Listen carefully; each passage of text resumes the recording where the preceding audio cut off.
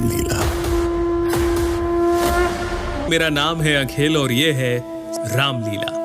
माना जाता है कि आदि कवि वाल्मीकि जी ही इस कलयुग में गोस्वामी तुलसीदास जी के रूप में जन्मे और उन्होंने मानव जाति के उद्धार के लिए संवत 1631 में रामचरितमानस की कथा का आरंभ किया।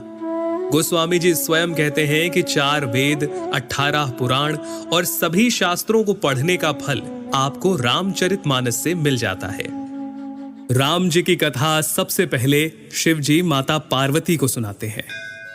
रामचरितमानस के बालकांड में आपको बहुत सारी कथाएं मिल जाएंगी, जैसे सती माता का भ्रम और उनके द्वारा राम जी की परीक्षा, शिव जी द्वारा सती माता का त्यागा जाना, सती माता का दक्ष यज्ञ में जाना और पति के अपमान से दुखी होकर योगाग्नि से देह त्यागना, और फिर पार्वती जी का जन्म और शिव विवाह।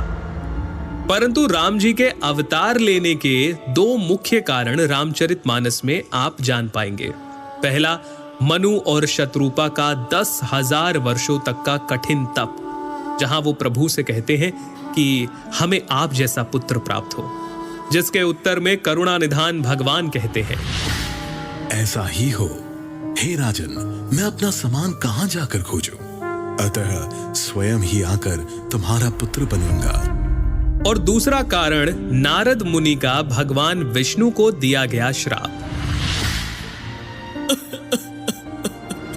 तुमने मुझे ठगा है, अतः अपने किए का फल अवश्य पाओगे।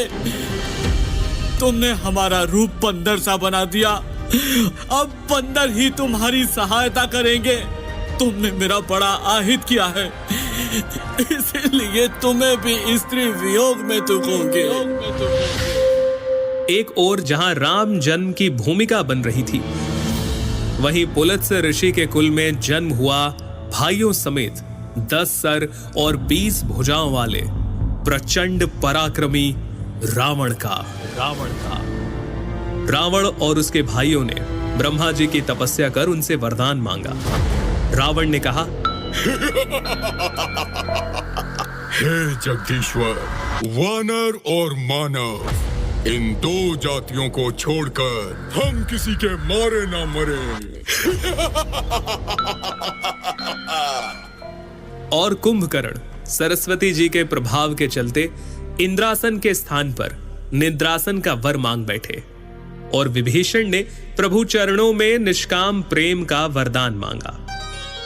चलिए आगे बढ़ते हैं और आते हैं राजा दशरथ पर, जिन्हें ग्लानि थी कि उन्हें कोई पुत्र नहीं था।